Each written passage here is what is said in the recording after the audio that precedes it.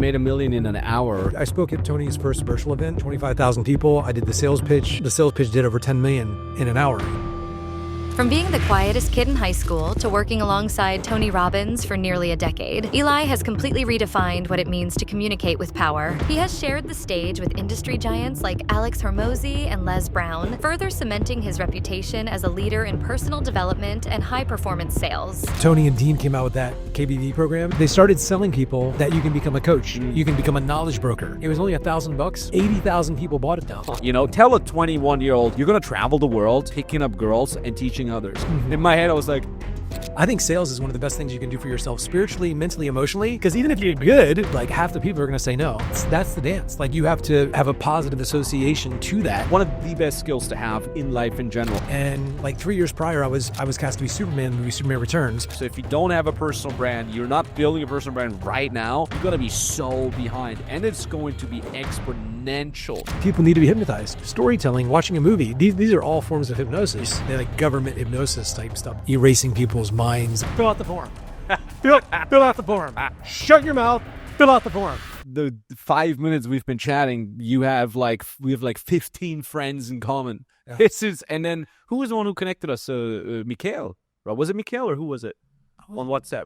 I wasn't even sure who that was. And I don't even look that much. So like, funny, man. Really? We just made a commitment that we're going to start doing more podcasts. Like I didn't. Oh, perfect timing then. Like if there's, let me check the top. Like you could name anybody in the industry. I have them in my phone. Like like anybody. So how did you start? But the market doesn't know about me, so now we're starting to do some marketing. Well, I'm glad you're here, man. I'm glad I came at the right time. It was Gabe. Sorry, it was Gabe Saga. He works with he does our YouTube stuff. Okay. And he works with King Keto on his YouTube. And he used to work with the Asian guy, Dan Locke. He brought Dan Locke's YouTube channel. Anyway, and it's so funny because here's one quick thing.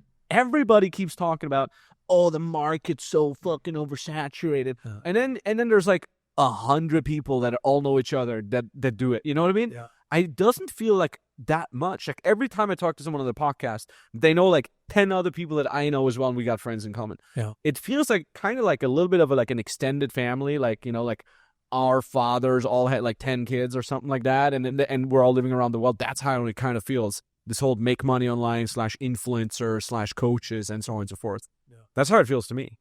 Well, it's interesting. A couple of years ago, Tony and Dean came out with that KBV program. Tony Robbins did it, for context, yeah. And, it's like they started selling people that you can become a coach. You can become a knowledge broker. Like you can just make stuff up. And they had to sell people on the fact that they're smart. Like you have, like even if you're at step one, you're ahead of a lot of people. So they had to sell people on the idea they could become a coach. Yeah, exactly. And now everybody's a coach. And that I bought it just to see it when Tony and Dean did that first program. Or it was the second year I bought it. It was only $1,000 and it was a good program. 80,000 people bought it though. So you have 80,000 new coaches. Wait, 80,000 times 1,000 is 80 million? Yeah. And then after about 2 months in that program, they invite everybody to a virtual event, a 3-day virtual event.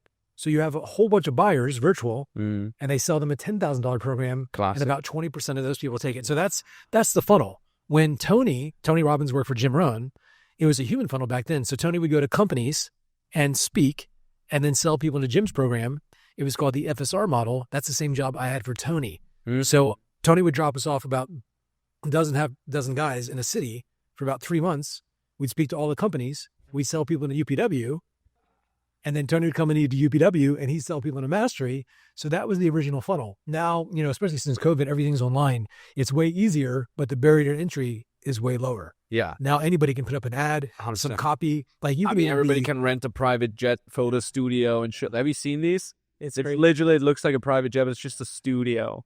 That's the dumbest thing ever. That's like, it's because here's the thing with these things, it's very easy to create fake flex and create a little bit of a quote unquote fake name for yourself, but then it kind of falls apart very quickly. Whereas when you create a name for yourself just with good old content where you actually talk about the shit you're supposed to be known for, you actually show that you have substance behind it, and you cut a little bit back on the flexing, that's like the sweet spot. Now, if you don't flex at all, it's really hard to kind of penetrate through and really kind of make a name for yourself because people just won't see you. You're invisible. That's the thing. I don't flex at all. And people that I think that are not that good, that do similar things to me, some of them are making more money than us. Exactly. And people end up coming to us after because they got no value. Exactly. But we've spent so much time. Like there's a client, I just did a breakdown of his presentation.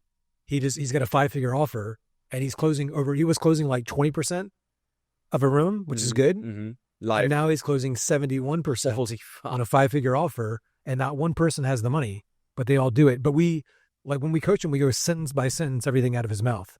And, Tony's going to have another talk next year. I'm going to, just as a side project, to help them maximize their closing. The last 2 events Tony Robbins has done, I've recorded the pitch, and Tony doesn't do the pitch anymore. Somebody else does, but I'm going to just rewrite it for them and show them like all the frames, the NLP, the community, I think we could double Tony's close rate now. And eventually maybe I'll weasel my way in there to do the pitch for them. Yeah. Wouldn't be a moneymaker for me. I just love Tony. Yeah. And so I could just ask him. What were like the 3, 4, 5 biggest bullet points you changed to get that guy from 20 to 71% closing rate? So there's there's different frames based on momentum. And a lot of it is like the engagement, commitment, consistency. And just like in sales, there's the thing, but we need to make it mean more. And there's also groupthink. There's herd mentality. It's a lot of NLP frames, and we've invented some things too. But you've already done this. And taking a page from Robert Cialdini, loss aversion. You've already created this momentum. You're just one step away. And if you leave here without getting that last piece, you're going to have to go all the way back to step 1. Oh, and so I love that. It's locking them in over and over again. And then there's this one last piece. And that could be, in the classic coaching frame, when I was doing coaching calls like 15 years ago, I'd say you need a plan, a process, and support along the way. And they'd buy into that. And it's kind of like pacing, leading, like this, here's that. And the last piece you need is this. And so they've already got all that. Mm-hmm. And so it's frames that get them indoctrinated over and over again. It's how you do the case studies as well, or the testimonials. Everybody does them wrong. We call them like embedded case studies. Because I could say, hey, here's Max. I work with Max. He was here. Now he's here. But when people, especially in the offer, when you do a testimonial, people kind of tune out because they know that you're using it to verify a point to help sell them. And so people, when you're teaching content, they're in learning mode. But when you're in pitching content, they're almost in protection. They're in defense, yeah. And so even when I do a testimony or a case study, I set it up. I know Max came to me and he was struggling with this, and here's what I told him to do. And so it's a teaching moment. Mm-hmm. And so there's value. Do you see how that worked? Mm-hmm. And then I'm getting commitment. So I'm tying them down inside the process. And do you see how that could help you, write this? And we're engaging them all the time. So a lot of engagement in it. Mm-hmm. And it's set up almost as a teaching moment. And so sometimes the pitches are really long, but people stay. Yeah. And we have 100% engagement. We have people standing up, sitting down. We do it all close, get them all to the front of the room. I did an event here a couple years, like 2-3 years ago. Owen Cook, and Marcel did an event. And I came, and that's when Marcel and I met. I spoke, and Marcel was going to speak after. I had a date, so I took off. But classic. Like people were really pumped up after my talk. I did this whole thing. It was Owen and I on stage. It went like 2 hours. Sick. And then Owen was just like, everybody stand up. And he brought people into the room. You've seen him do it. And he was like in a circle, and he was like handing out the form. And people were like, he was like, oh, I got to think about it. Owen was like, fill out the form. fill out the form. Shut your mouth. Fill out the form. You're just like, boom. And Owen's got this big voice. These guys boom. Like, shut your mouth. Fill out the form. I'm not losing. Shut your mouth. It's just like yelling at people. I was like, what? And he's just like, Owen is a beast. Yeah. I can tell. He's a beast, man. I learned so much from him. It was actually, so Miami is always special for me. That was where I met Owen for the first time as an unpaid intern. I got off the fucking flight. They were like, work for us for 6 months for free. We can't pay you. You have to pay your own flight, but you can crash on the couch. Yeah. That couch, by the way, ended up being occupied. I had to crash on the floor. Here in Miami, it was some Airbnb in South Beach, and it was the only spot that was big enough to fit a body on the floor, and it was right underneath the AC. So I had to sleep with 3 layers on. And so for me, always coming back to Miami is always like going full circle. It's like another chapter, new chapter. That's always how it felt to me. Where were you at before? Were you just like, you heard about this and you were in, because you live over in Europe or something? Exactly. So I grew up in Austria and the Austrian Alps, about an hour and a half away from where Schwarzenegger grew up. I always think of Schwarzenegger. I was there I guess 2019 I was there. I just walked around, looked at the museums, and Beautiful. everything is amazing place. Yeah. Mozart everywhere. Yes, sir. Yeah. It's Yeah. super cool. So I grew up there. I was always super duper shy. And yeah, kind of shy, but more like awkward. More awkward than shy. Same. Yeah. And nowadays, I think I'm a little bit on the spectrum. But I function very well. I've really learned the hard way to read humans and fellow humans, and kind of understand, like, reading the vibes of a room and of a person, of a conversation, and so on and so forth. But sometimes when I really focus on work, I kind of tip back into it. I don't respond like people like, hey man, it's like, really weird. But yeah, I think it's a superpower. I'm hyped about. I'm like, this is better than being normal. So naturally, I always had trouble with women. They wouldn't really find me interesting. I was never really popular at school. I was just kind of like the weird kid that everybody tried to avoid and not invite to the barbecue parties. And then I would find out that they would barbecue, and I would show up, and everybody's like, God damn it, who told Max that we're, So it was always awkward. And I moved to Vienna to study music. And I wanted to become a musician, but then I had tendonitis that made me really depressed. And as a 20-year-old, I was like, I'm depressed. What instruments did you play? We have regular insurance in Austria. We're mandatory insurance. Instruments. Oh, what an instrument? I thought you said insurance. Guitar. Yeah. I love metal, heavy metal. I'm still playing guitar. Funny. Favorite band? Metallica, the classics. It's probably the best American rock band ever. It is. Amen to that. I saw them live in June. I saw them live last year. I was in high school. That's when the Black Album came out. Oh. And with these you're saying, man, but it's like that. I never heard anything like that. In high school, my favorite band was Tool. Oh, Tool is sick too. I fucking love Tool. It's one of the few bands I haven't seen live. Still on my list, but there's Maynard James Keenan, the lead singer. Looks like he's floating when he sings. Wow. He's hovering in. Let's go. You have to see it. Dude, you've seen them live before? Many times. Man, I'm jealous. Yeah. I'm jealous. You should be. Yeah. Anyway, so long story short, and in Vienna, you're kind of confronted with the inability to talk to girls because there's beautiful girls everywhere. Big city, sitting next to university, cute girl, sitting in the metro, see a cute girl, don't know how to talk to them. So I started reading books about it because I found a book in my brother's backpack, like how to talk to girls or how to pick up girls or something like that. Was it like mystery or something? No, it was a German book. Okay. German book. So probably one of the many people that imitated the U.S. stuff. And then I learned it, and then from there, I started getting results, and I posted on a forum, like a German forum of how to talk to girls. And then people started asking me questions on the forum, and I switched from the person who learned to like the person who also gave value and taught others. When I started doing coaching, I made $2,000 in a month maybe. And then I found out about RSD. I started watching other YouTube videos. That was just when they started to double down on YouTube, 2011, 11-ish. Started watching all their stuff. And Owen for me was like a hero, like a god. Like, Owen and Julian, I would watch every single one of their videos. Every fucking week, I'm watching this day in, day out, every day.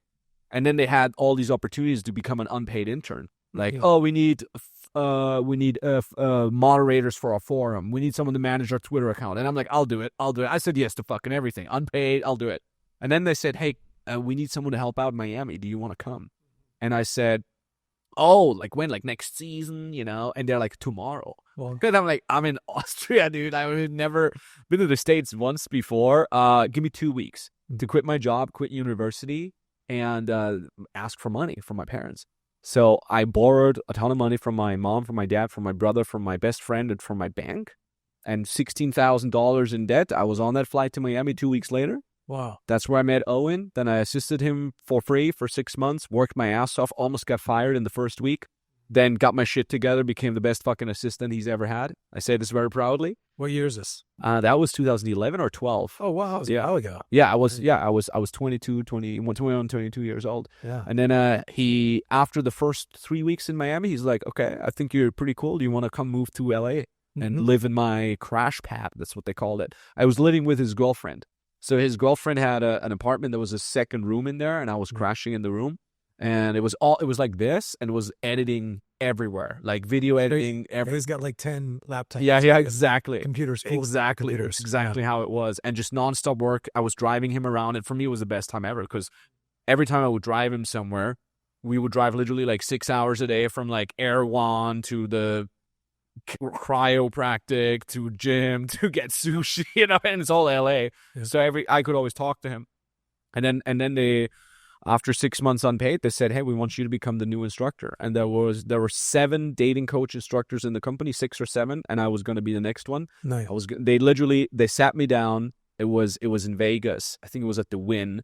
They sat me down and they're like, we're going to have you become the new... with Nick and Luke. Exactly. Yeah. It was without... Luke was not there yet. Okay. Luke became part of RSD way later. Yeah. And they said, we want you to become the new instructor. And for me, that was like unreal. It was the dream. Tell a 21-year-old, you're going to travel the world picking up girls and talking about picking up girls and teaching others. And you're going to be on a world tour. You're going to make this much money. You're going to get this and this.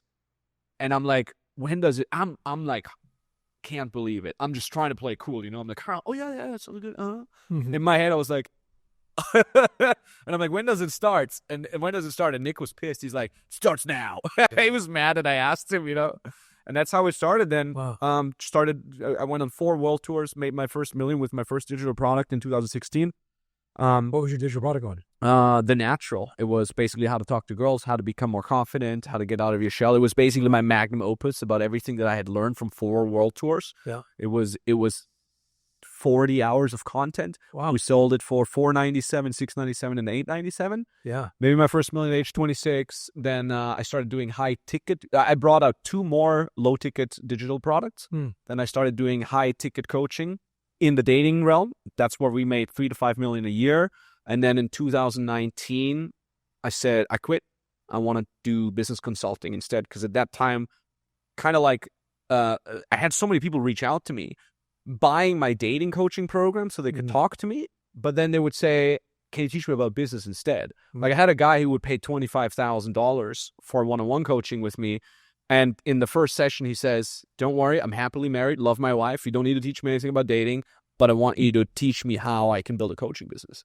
So I'm like, I'm onto something here. Wow. So in 2019, I fully switched to business consulting, helping other people kind of how to have the success that I've had with their respective skills. We've been doing that ever since, been making $3 to $5 million in that one.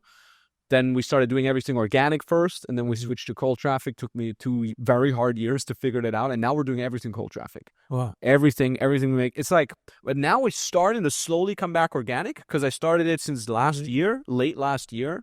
Yeah, about a year ago, I started organic again with the podcast, with YouTube, with Instagram, and now organic starts picking up.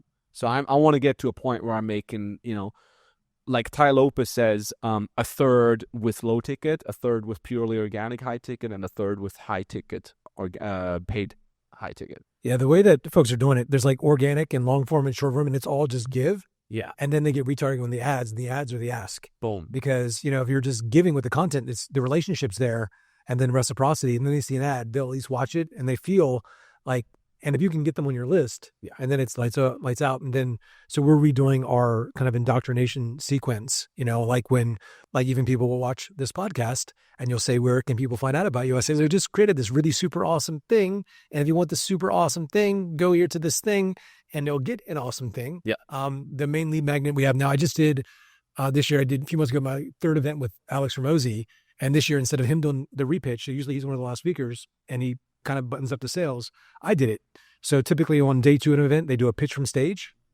And then I come on to these events and I do a repitch. So I resell the same offer and I'll pull an additional $1 million out of the room. So you made $1 million in an hour or so. Yeah. Right? Selling an offer they were already sold. Sick. And I get a percentage of that. And we charge a fee for it. And then, so I did like I just posted on social media. I was like, hey, there's a pitch that made $1 million an hour. I have a video of it. And me breaking down what I'm doing to frame the audience and indoctrinate them. And at the end, you're going to see me have people like tell them to stand up and walk back. And I walk them right back there and I'm hard closing them and they're cheering for me as I'm closing them. Would you like to see this so you can implement in your business? And everybody was like, yeah. So we're making that into an ad. And for those of you that are watching this, put it in the description. Yeah, you can see it. And then I'll show you what we're doing. And then you'll be on my list. And then we'll offer you like to come to a thing or you'll hang out with me. And then I'll show you all these cool things. And I'll say, do you think you make more money? And you'd say, yeah. And I'd say, do you think you'd at least make this much? Well, for a fraction of that, you can get my whole training thing. And we can love it, man. So that's our offer right now. We're starting to put traffic behind it and it's going really, really well. But yeah. we're new to the ads game completely. I saw it on Instagram and I'm like, fuck, I need this. And I was going to sign up, but then I'm like, okay, this is going to take me a little bit. Let me have the podcast first. so because I won't be able to go through it all before you were going to show up. So that's the thing too. It's like, there's a woman in the space she was in my course and she's doing something similar to me now, but she's doing really well. She's like not very, I won't say, because she's not very good at doing like her teaching, her marketing and her ads, like 10 out of 10. But the delivery of her content is like a 0. I had some friends like buy their course and it was just awful, but she's great at the marketing. So is it this girl? No. Okay. But that person, wow, I mean, not good at sales. Not good at sales. Wow. It's funny. Watch your videos. Watch, yeah. I've had, we were hiring a lot of sales reps over the last 2 years because we had to crack cold traffic and we needed sales reps that could close cold, old fucking leads. Because my whole philosophy is like get sales reps that can close cold leads and then give them warmer leads. Mm-hmm. But they should be used to cold leads, right? Instead of someone that, I've been selling for Mr. Influencer, the diehard fucking fans, thinking they're great closers. Everybody can close fucking fans. Yeah. I've had multiple, I'm not going to name them here either, but I've multiple become a high-ticket closer sales coaches apply to become our high-ticket closer. And they couldn't close me in the mock call. I had a mock interview where I would give the 3 most basic objections that we're getting. Money, spouse. Got to think about it. Yeah, exactly. Yeah. Couldn't fucking. And I'm like, I'm not here to tell you this, but I'm sad for your students because you're the guy who's supposed to teach that. Yeah, it's crazy. I tell people. So when I worked for Tony, we had one script, like one presentation. And it's the same every day. I was like, or I meet salespeople. I'm like, you have one presentation. Like you see people like, oh, you want to be the next Brad Pitt. I'm like, or The Rock. The Rock, they have to learn a new script like every 3 months. Yeah. And they learn like an entire script. And it's like 90 minutes and they're like interacting. It's like, you can poo-poo on these, actors, but they have to learn. Like you have one script and you've been doing this for 5 years. and like you already know. And I tell people, like, even from stage, you know what the objections are going to be, so you want to pre-handle them. With humans, I have to ask questions and they could put up a wall. But if people are in my event, I can tell stories. Like, I'm in complete control and I can get them engaged. I can do other things. But, like, there's not that many objections. Yeah. There's a fear thing, a time thing, a money thing. And, my one friend frames everything. It's like there's a sequence to get really good at it, too. Because even most objections are smoke screens. So there's uncertainty-based. And then there's like actual thing. And somebody says, think about it, time, money, whatever. Okay, well, before we get to that, money aside, how do you feel about the process? Like, that's where does this make sense? What are you guys? So that's because we need to get them sure on the process, but also there's, regardless of what people say, you need to listen into. They're like, yeah, kinda, or they're giving you short answers, and they just got to be direct. And I tell people this all the time. It's like, because of course there's the objection thing, but the analogy I always give, it's like, say a girl is talking to a dude and they're together for a while. And then eventually it gets to a point in the relationship to close that sale where ultimately for the guy, like he wants to marry the girl. And now here we are, it's the wedding day. He walks down the aisle, and he's there and she comes. And then the preacher says, hey, do you take this man to be your husband? And she goes, I got to think about it. And then the dude calls me and says, hey, Eli, I got this objection. What should I say to handle it? I'm like, bro, you probably missed some things. There's like a connection stage, an engagement stage, and a commitment stage. You probably missed some things.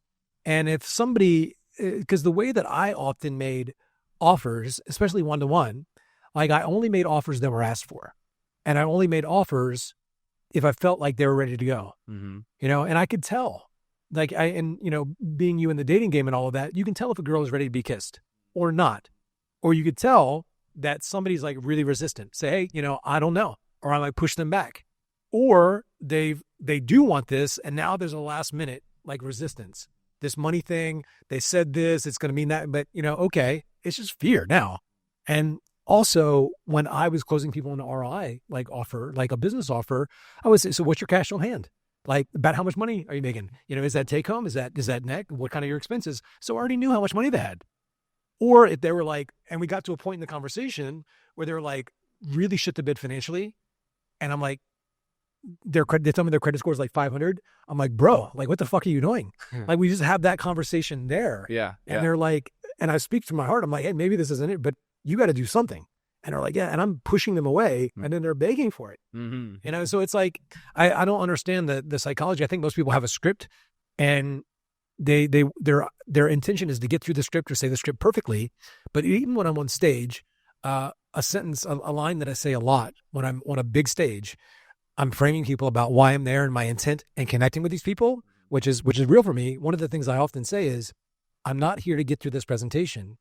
I'm here to get this presentation through to you. Wow. I love And so there's an intent about helping these people that's beyond like, I'm not here to get through this presentation. I am here to get this presentation through to you. Because it's there, it's different, but you can feel it. Yeah. And with each question or resistance, also, I think that people, when they get resistance or they get pushback, their fear, their anxiety, that sense of inner child rejection, meaning, purpose, like it means I shouldn't be in sales, means I'm not worthy, all of that, all of that needs to be done so you can fully be with that person. I think sales is one of the best things you can do for yourself spiritually, mentally, emotionally, because even if you're good and you're an entrepreneur, it's like, it's your program and the people are saying no to it. Even if you're good, like half the people are going to say no. Yeah. Or, you have to turn people around. But that's the dance. Like you have to have a positive association to that as opposed to looking for approval, being addicted to yes. It's like that's big fun in the dance, just like with pickup, when you go out with Owen or Julian and they're just, they just love to dance, like that tension, I think you have to learn to love that and then also 100%. Guide people through it and realize that it's for their benefit, not for yours. I feel like most people nowadays don't face rejection often enough. And when they then do, it freaks them out so much that they instantly quit. These jobs where for like Greenpeace, where these people walking around with a, what's it called? Clipboard, and they're trying to sign up. And I love it whenever I see a hot girl having that job, because I'm like, that's the first time she'll get a lot of rejection. Because I bet that a hot girl signing up for this, that she's like, oh, I'm great with people. Everybody loves me. I'm going to sign so many motherfuckers up. And then she's standing on that street and people just, no.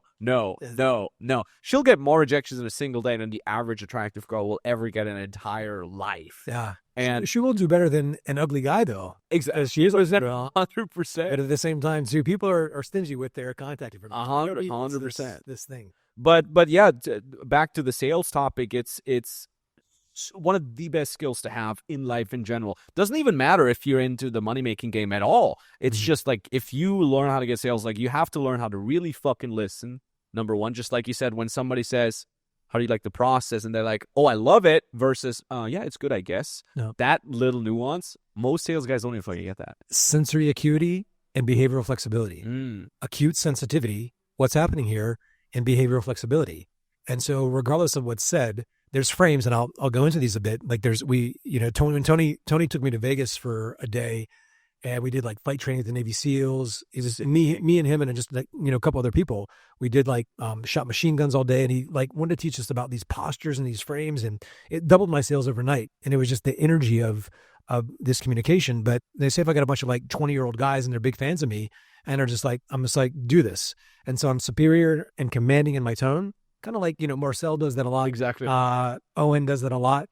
But if some guy's like 60 and I was in my 20s and he's worth $10 million, I can't be that way.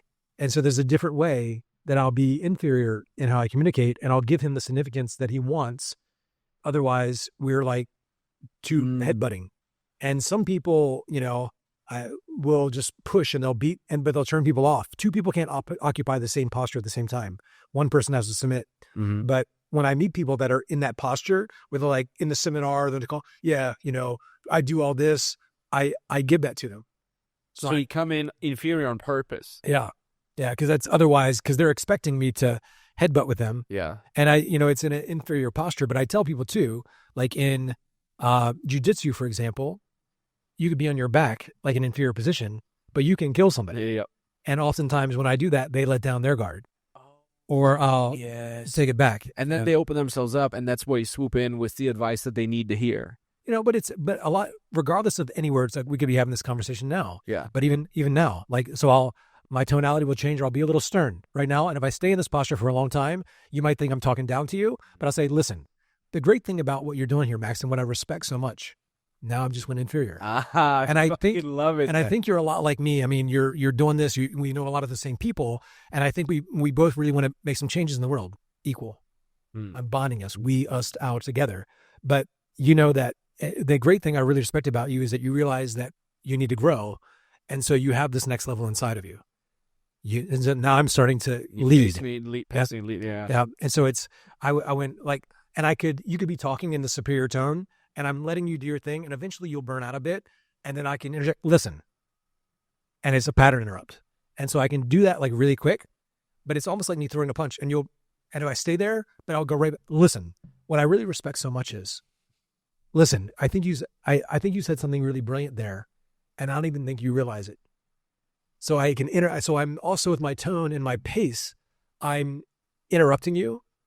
If I interrupt you and I say something about myself, that's rude. But if I interrupt you and I say something about you, that's polite. But also what I'm doing subconsciously is I'm taking control of the call and you're going to let me, and I'm going to keep on, through my sub-vocalizations, through my pattern interrupts, I'm going to keep on taking control and I'm going to pace you. And if you start to be resistant, I'll slow down on it, or I might be funny, or I'll do something or this or that, or acknowledge you. And eventually it's more bonding. And then it's my tone, my demeanor might change a bit. Like Tony at a UPW, and now Tony's like so famous. It's different. But back 2005, the first day he'd come out on stage, there's like 5,000 people there. Now they're like huge, but he'd have his hands in his pockets. He's like, I don't know why you're here, but I know that there's something there. And he's like connecting with the audience. Now it's all big, but he would be like, how many does this make sense? Are you with me? Yes or no? And he'd kind of do this thing. But by day 3, how many of you follow? Stand up now, like now. And he'd commit. He's like, but he ramped them up. So it's in NLP, it's called commitment and consistency. Oh, man, that is so and we're good. ramping them up. And so to feel people out in that first, connecting stage or whatever, sales process, even an audience, if ideally, like say you speak on a big stage and you're pseudo famous and you have somebody introduce you, that's something. But even that, like when I was working for Tony, I would go to companies and you'd have an introduction. Hey, Eli works with Tony and he does all these things and this is his biggest passion. But the boss or the company owner or whoever, they usually fuck up my introduction. And so after I got really good, I knew that 2-minute introduction would take me away from the people for 2 more minutes. And I'd say, I'll introduce myself. And I would just go out there and I just start talking. And just by my body language and how I talk, my voice, my demeanor, you knew I was somebody worth listening to. Like when Owen opens his mouth, you're just like, whoa, like people listen. And so there's a psychology with that. There's a physiology. And I remember, being really young, 13, 14 years old, my mom worked at a country club. And when like the owner of the country club walked into the room, people responded differently. And you couldn't put your finger on it, but even at 12, 13 years old, I was like, there's something different about how that person communicates versus everybody else. And when they walk in, people orient their bodies. They perk up. And they weren't always loud or big. There was just something in their energy. And, they talk a lot about it too in manifestation and, Neville Goddard, like this expectation effect. Like you expect things. Like the Neville Goddard talks about like the law of assumption. It's like, and people, and they say in sales, don't assume the sale. Eventually you have to, but the way that we do it is a little different. It's nested loop assumption that I can explain, but it's getting people. I was with Marcel actually and we were talking on the phone. He was like, oh, Lee just came in. I'm going to call this guy back. And he did it. He always does. And he just did. He's like, let's do it. Buddy. And he's like, hey, what are you doing this date? Do you have this date free? And if it's like, yeah, I'm free. And he's like, I want to invite you to this thing. And he's just like locking the guy in. And he's like, here's the price. Yeah. And if it's like, the guy ended up hanging up. He asked for the credit. The guy ended up hanging up on him. But the guy was just going with it. Exactly. And it's these small commitments. And people say, don't do this, that. But I see it work. And I see the people in companies that do it versus not do it. And people say, you shouldn't assume, make an ass out of you and me. And there's ways that you can do it and be completely douchey. I'm not saying do that, but it's even in NLP and hypnosis, it's these assumption around deservedness, assumption around being a person where we can link it to their identity. I assume that you're a good person and you obviously want to get more out of your life. Man, when you like some people, they go into our course and they're not really like, they're kind of new and they kind of fumble around. Somebody like you're going to have such amazing results. I mean, I can't wait to see what you actually do because I know you have something inside of you that is really meant to help a lot more people than you are. I mean, you're already doing great, but wow, when I think of you, I think of like Tony, like when he was young. And if you had, if you had those tools, like, man, once you like actually commit to this process and you start going through the training and shifting how you connect, dude, it's going to be lights out for you. And so and we say, sell the future, not the features. So we're talking about the thing that you're going to do on the other side of already making the decision. So the decision is already assumed, and we're talking about all of this. Yeah. And, it's like, it's like, man, when you do this, and people, once they're already over that hump, they're indoctrinated in the process. It's, they're already there. And now we're just completing the process. With the stuff that you've just talked about is so fucking genius. Like, I'm literally just going to have my sales guys watch this. My question for you is, because I'm like thinking, like, if I had a new sales guy that would come in very, very inexperienced, would you teach him like that already? Versus would you teach him more like of the basic structures first, of like, this is how you handle an objection, this is how you go behind the smoke screen? And I think you need a basic structure. And, it's interesting. We created like an NLP, like a really advanced thing. And I'm not even going to teach anymore. Some of it is like, it's like next level influence. But we, started pulling people. Some is really advanced, and some people that were like kind of newbies hopped in. I think you need like a couple of years of like solid foundation. And then even something in like, in NLP, there's something called parts integration, then there's parts separation. Some of it's relatively basic. Somebody's kind of just has some uncertainty. It sounds like there's a part of you that's kind of scared, but I'm willing to bet there's another part of you that actually wants more for your life. And so I'd like to speak to that part of you now. Like, I don't know if you want to call it your highest self. If you were to take that part of you that really wants more for their life and pace it out like, 2-3 years from now, having already done the thing, what would that version of you say to this version of you now, the smaller person of you? So now they're having, well, that bigger version of me, the one that God wants or whatever, would tell me to just fucking do it. And people say, they'll start overcoming the objections in their own head. So we can separate, we can even get the person to have like handle their own objections. Like, there's this part of you and there's another part of you, and listen, I get that part of me too. Like, that's I call it my little inner bitch. I'm not saying like, we all have that part of us that's lazy, but I believe that you, me, we all have this higher part of ourselves. Can you see that? And then I'll get them to be associated to that. And if that version of you that already had done this, what would they tell them to do? And I'll say, yeah, she should just step up. And if people will go like on a rant, and then it's lights out. So very long story short, there's things you can do in the beginning too. People will be hesitant. So there's a few places in the call where things can pivot, or people not giving you responses. So it's like a basic structure, understanding these pivot points. So some is around the offer, some is like leading into it, some is after the objection handling, but a lot of it's like about 20% in the call as we're going into pain or goal. There's some resistance there, or we look at it too as we layer things on, like the skills, but also what we're doing with all the skills is creating a deeper level of conversation. So there's surface level, then what we call personality level, and then transformation level or identity level. And then I'm labeling them. Often I have an audience or whatever. All throughout, I'm labeling them. Like, you're here because you're the kind of person who wants more for their life. Like, label. You seem like a really smart person. The smartest people learn from their mistakes, but what do the smartest people do? They learn from other people's mistakes. Fortunately for you, and it's great that you're on this call because I can tell you're a really smart guy. Like, you want to be one of the smartest people, though. We've already made all the mistakes. And I'd hate to say you spend time and money going after them when we've got a process right here. So they're being labeled and indoctrinated the entire time. Mm-hmm. So I think it's too much for a script because conversations just don't follow a script. There's principles, but I think initially you do need a script. And like, even when I worked for Tony, I drove down to San Diego. I went to UPW as Tony's event. I got some names. I decided I wanted to work there. I called the company about 200 times in a period of 2 weeks. I harassed them. I just drove down there screaming incantations the entire way. And I met the VP of sales. He said, come back in 2 weeks, deliver this script in front of the company. Don't fuck up a word. I recorded myself. I wrote on note cards at night when I went to bed. The recording was playing, on tape. I was like, this is all I did for 2 weeks. I mean, well, hold on a second. Sorry to interrupt you. How did you go from calling them 200 times to the VP of sales inviting you? That's how, you know what I mean? There's more in between. It was actually this.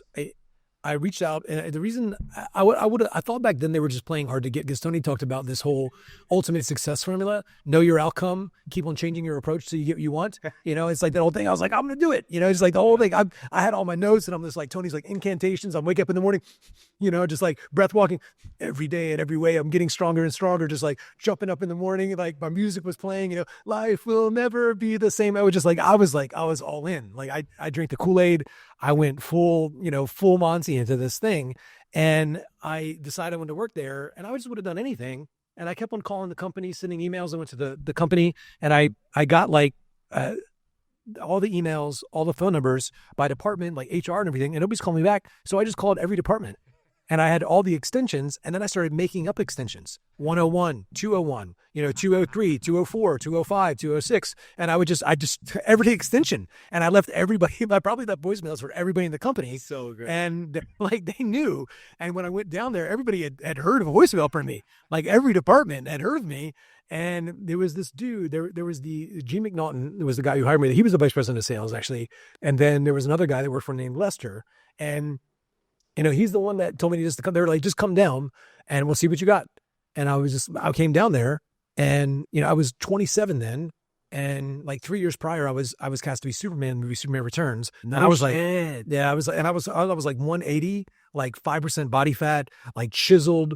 I was ripped. I'll be 47 in a couple of weeks. So this is over 20 years ago. I mean, I basically ate perfect, didn't drink, like skin, like I just looked like I was on my shit all the time. Well, you definitely don't look like you're 47 right now. Yeah. That's well, thanks. So that stage. I haven't worked out for like 7-8 years. I just started doing Pilates. Really? Yeah. No shit. And I quit drinking a couple months ago. I had a few really powerful experiences the last few months.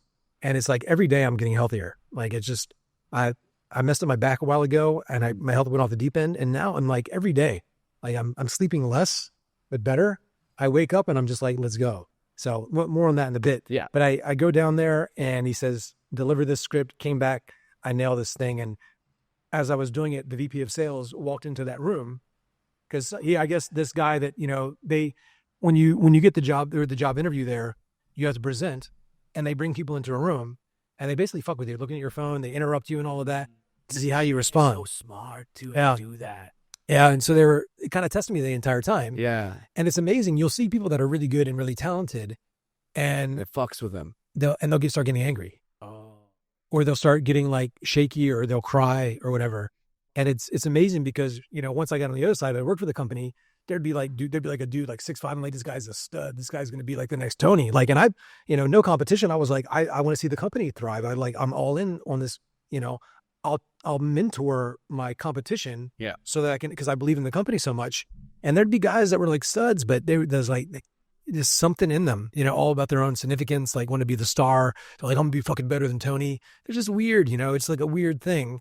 And they would make it. And there'd be like a little girl, like KK, who was really great. And she was opening for Tony for a while.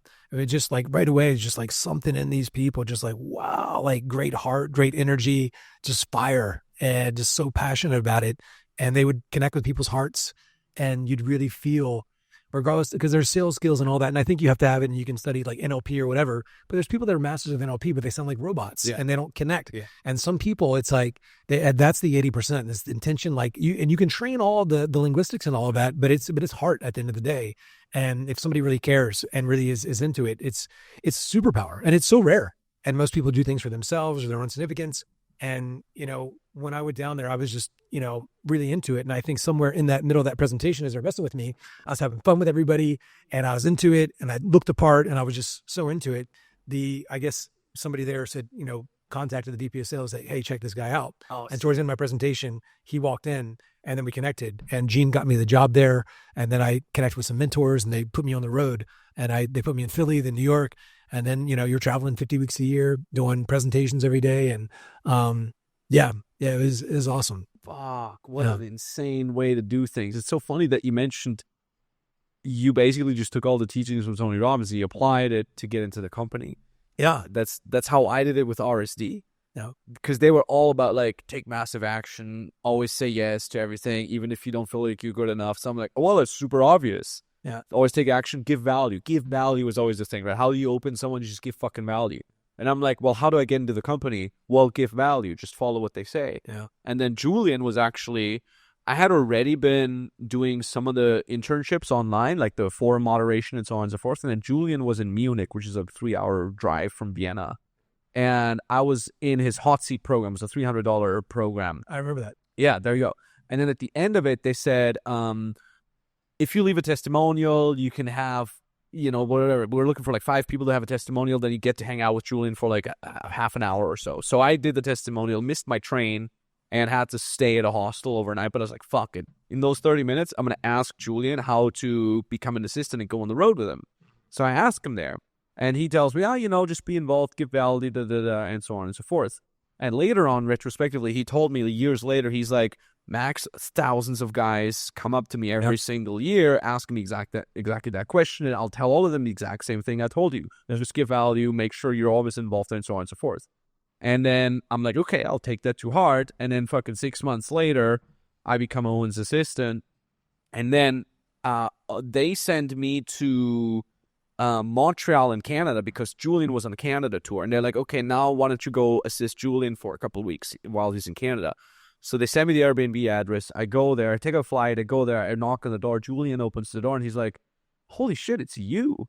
What the fuck are you doing here? And I'm like, well, I did the thing you told me, and of course I'm here now. And he's like, you're the only guy who ever did it, but I fucking told them. Yeah. And it's super funny to see you're in parallel. You just take what they teach and you fucking implement it. Yeah, it's crazy. When I was at UBW, I remember this guy. His name was Brian. I'll never forget. He was, because we were there. And I was like, this is amazing. And Tony says, this whole thing, like, have you been to UPW? No, I've not. It's How much is it the one for 5K? No, that's Date with Destiny. The regular, it's like maybe $1,000, not even, and you can even do it online now, but it's awesome. On day 3, like he says, you're here, like you've had this breakthrough experience. You look like you have capes on, your back's shoulders back. He's like, but people's lives are a direct reflection of the expectations of their peer group. Here you are in this place. And even though you've had a change, when you go home, if you don't make some strong decisions now, you will lose the standard. So also, this is a selling technique. So also, based on what you said, like you said, they say yes to everything. So another one, start before you're ready. So these are things that are self-development principles that you can teach people that are valuable, but they also set up the sale. You need to make a decision right here. Otherwise, when you go home, you're going to lose everything that you've already built for. You're going to lose these 3 days. It'll be a good memory. And so it was this whole thing. And I had an idea. I remember on the first day of the event, Tony did something different that day. He talked about the book, Think and Grow Rich, and how it was life-changing for him. And I had that book in my backpack. I had been carrying for like 2 years, but not really like reading, and just like, oh, look at it every once in a while. I didn't really, whatever. And he talked about the power of it. And I had read it a few times, but not really, like, didn't really get it. Like thoughts, you can move your beliefs, all these things. It was just like, you can think like how you use your mind and you can grow rich, and these riches. It was just a phenomenal book. And he did a break that day. And I remember I met these girls and they invited me to lunch, but I had my 2 cans of tongal tuna from Trader Joe's and mustard packets. And that's what I was going to eat with my fork. And it was disgusting. And I'm sitting out there eating and shoving this dry tongal tuna with mustard on it in my mouth. And I open up that book, and the very first story of the book, it's the chapter on desire, and it's about Edward C. Barnes, a guy that was literally a bum living in a railway car in Orange, New Jersey, and he heard about the genius of the time, Thomas Edison, and he wrote down that he's going to become partners with Thomas Edison, and the whole chapter is about that manifestation of how he becomes partners with this guy. And I thought to myself, the genius of today is Tony Robbins, and I wrote down, I'm going to be partners with Tony Robbins. And Sick. And I thought, like, how am I going to do this? And I started, like, as Tony's talking about this thing, I got that idea, and I met this guy at the second day of the event, and he's an awesome guy. And he says, I'm going to work for Tony Robbins. I'm going to be a speaker. And I was like, that's a good idea. And I was thinking like, I would take out the trash for this guy. Yeah. Like this guy, Edward C. Barnes was literally like he was like taking out the trash. He was like a janitor. Yeah. And he overheard this addictaphone thing. And he was like, nobody else wanted to sell it. And he said to Tommy, he's like, I'll sell it. And he was like, literally like the janitor. And Thomas Edison was like, and he just kept on showing up. And eventually he showed him all this work that he did. And he says, okay, let's do the thing. And I was thinking like, I'll take out the trash for Tony. That was my thought. Yeah. And this guy was like, I'll be a speaker. And I was like, that's a good idea. And also Tony said this too. He says, out of 5,000 of you here, very few people follow through 100% of what I said. He says, maybe like a couple of you. I said, I'm going to follow through more than anybody ever at this fucking thing. And I just didn't let it go. And I think a lot of times we go to these events and people get pumped up and you can feel that seminar high. You're with people, you're sharing your ideas, you're out of your environment. And I was like, man, I don't want to let this go. And like, that's up to me, and it's going to be hard. But like he says, he's like, you got to make decisions here. You got to schedule things. You got to commit yourself. You got to like make some decisions. Is it a food, a person? Like, is it like burning all the food at your house? Is it like just some distraction, like your TV? Do you break it? Like, whatever it is, like you need to like rip the Band-Aid off while you're here. Yeah. And then because it's going to be that much harder. And I was just like all in. I was just all in on everything. And that became my jam. Hey, real quick, if you're enjoying this podcast, please do consider dropping a like, dropping a comment if you watch this on YouTube. Why? Because this helps us rank higher, reach more people, and this will eventually get you more epic guests like Eli, because it's all entirely for free. If you're listening to this on Spotify or iTunes, please consider giving us a 5-star rating. I'm not sure if you can drop comments there. If you can, please do so. That's the only thing I'm asking you. Maybe at some point I'm going to get a sponsor or something like that. It's something I really believe in, but until then, that's the only thing I'm asking for you. So it only takes you 30 seconds. It will mean the world to me. Thank you so much for listening, watching. I appreciate the hell out of you. And now back to the episode. This is something that keeps me awake at night. I'm in an environment within my company with some of the executives in our company. We're all action takers. For us, it's the most normal fucking thing in the world. You do things, you execute on these things, you get better. But at the same time, 99% of people outside of that circle that I see, that I know, that I deal with, don't do that. No. As someone who's clearly on the side, for whom it's a completely normal thing to push through and do things, what do you think? Why is it that such a small fraction of people actually go through with it? I mean, it's scary to put yourself out there. It is just, that's the normal. It's like most people say they want to be special, but even, I can get into this how we sell people, and Tony's got his whole process around 6 human needs. The strongest needs, inside somebody's psyche, he calls their driving force. Out of the 6, 85% of people, maybe 90%, their top needs are 1, certainty, like safety, and even back to Maslow's hierarchy, it's like safety needs. And a lot of people have trauma, a lot of people have stuff in their life, but their biggest need is for security. But if you want to date a girl, like if you want to go up to the hot girl, you can be rejected. Yeah. And then it's like in your DNA, like if you're in the tribe and you get rejected by the hot girl and everybody else sees it, then that could mean you won't survive. So it's in our DNA.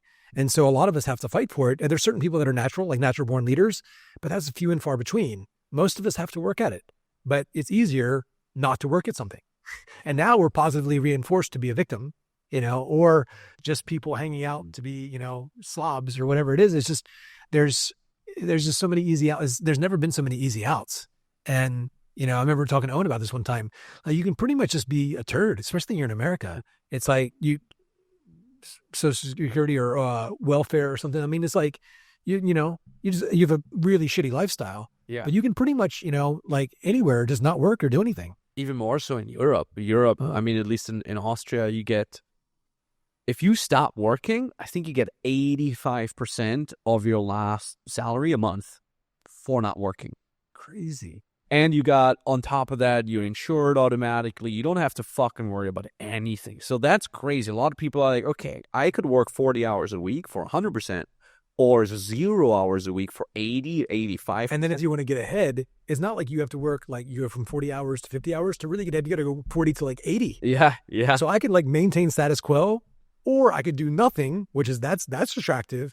But now to climb up the mountain, and it's, the analogy, it's like most people, it's like they're going around the mountain their whole life. That is like pretty soon you're gonna have to climb this thing. And then even when like you climb, it's like, you could say it like it hurts to fall, but there's that movie that got movie of the year with Jeff Bridges and Colin Farrell. It's on alcoholism, and he sings this song. Isn't it funny how falling feels like flying for a little while? Isn't it funny how falling feels like flying for a little while? And I think that we're all here to ascend and evolve, and just like the ascension of, energy. If you study like spiral dynamics, or just the energy, shame, apathy, grief, love, joy, peace, enlightenment, there's a higher level of energy, but a higher level of strength in your muscles, a higher level of energy, a higher level of consciousness that requires you to climb. And to climb, it's like it's struggling. And then if you just let go, it's like I can just relax. But when you relax, you're kind of falling, and it feels like, oh, I got nothing to worry about. It's all carefree, but you're not growing. And it's a law of life. If something's not growing, it's dying. If a plant's not growing, it's dying, just like a tree. And that's when people die, if not physically or mentally, they die spiritually or they die emotionally because they're not growing. They don't have that sense of progress and aliveness where they're pushing through something. And most people, even when they do push through something, they're not pushing to something, they're pushing from something. Like to get away from, they felt disrespected. They're like, I'll show them type thing. And that can, that can give you some energy. And the analogy is kind of like when a rocket ship used to take off from Earth to outer space. It like made this like huge push. And a lot of people, it's anger, like fuck this type stuff. But when it gets to a certain level, it takes like those big like tanks of gas or fuel, and it lets one go. Yeah. And it lets one go. And it wouldn't be able to ascend unless it could let some things go. So sometimes we need to let go part of our past, a story, a part of ourself, an old habit, an old relationship. We keep on letting things go for that ascension. And it's, if you study like Dr. John DeMartini talking about waves and energy and particles, like more matter, less wave, just like the sense of energy. When people become enlightened, like they're like things don't really bother them. And the process of getting to that enlightened state, you can do it by sitting by yourself on a mountain for 40 years, or you can go through difficult things, which is just, it's really uncomfortable to do all of that. I mean, sitting by yourself for 40 years would also be uncomfortable, but also that's a bit of a cop-out as opposed to being in it and finding that, finding your center of gravity in that place. You're finding, inner peace, if you will. That metaphor is really, really good. I've really felt that last year. So after these 2 years of eating shit to figure out cold traffic, I've realized retrospectively I was holding a grudge against some of my ex-partners. And I'm like, they're the reason why I'm not in this fucking shit place. And I carried it around with me for 2 years. And a lot of other smaller things. But it was bitterness. It was just bitterness about everybody else and everything else and the difficulty of the situation. And this whole idea of like, why me? And this is so unfair. Really fucked me up. For 2 years, I didn't only feel it emotionally, feeling down, being much more snappier, being more susceptible to stress, but I also felt it chemically. I actually had very low testosterone. I measured it because I was a vegetarian back then. I had been vegetarian for 12 and a half years. Wow. And my testosterone was very, very low. It was still in the acceptable range, but as we all know, they've actually adjusted the minimum acceptable range downwards every single fucking year. So, it's a little bit of a chicken or the egg question, literally. If me eating meat again helped me put my testosterone back up, and that helped me with the mental clarity to really figure out that there's things that have helped me back mentally, versus me figuring the mentally thing out, and then that actually helped me chemically get higher testosterone again, and then that's what brought me to eating meat. It's probably a mix of both. Yeah. But I really felt that too. And funny enough, I keep talking about this on the podcast. I sound like a druggie. I've participated in an ayahuasca ceremony 2 times, once in 2019 and once in 2023. And the second time I did it, every time I have a little bit of a breakthrough, and this is again not me vouching for it or telling people to do it. I think it's still very dangerous. A lot of people come out of it with psychosis. So by all means, please do your own research. But the second time I did it, I had exactly that epiphany of like, Max, what are you fucking doing? You can create so much. You're such a creative person. You're such an optimist deep down inside. Yet you've allowed this dark energy, this dark force, if you will, for the last year to eat you up from within. All this bitterness, all this hatred, all this victim fucking thinking. Look where the fuck it brought you. Mm-hmm. Technically speaking, I learned a lot. I understood technically how to crack cold traffic, how to do sales, how to train a sales team, how to hire. I understood all that. But mentally, spiritually, I didn't grow. I actually moved backwards. And that was then the moment that really helped me let go of these oxygen tanks or whatever the fuck, the fuel tanks. And literally, I felt physically lighter. And then from that moment on, I remember the funny thing is the way this manifested was I had this thought in my head of like, you want to know what true leadership means? True leadership means serving the people around you. You serve them with everything you got, all your passion, all your knowledge, all your love, until when the day comes where you need them, they carry you. And that was so hardcore in my mind. I wrote it down in that ceremony night on my iPhone. And then the next morning, I hit all my executives up. And I'm like, what do you need from me? What do you fucking need from me? Some said, I'm good. I got everything. Let's go crush. And Robin, the guy that just came in, our CMO, he's like, well, it would be really sick if you could do some fucking organic again, because then we get free leads. And I'm like, say no more. That's where I started doing organic again.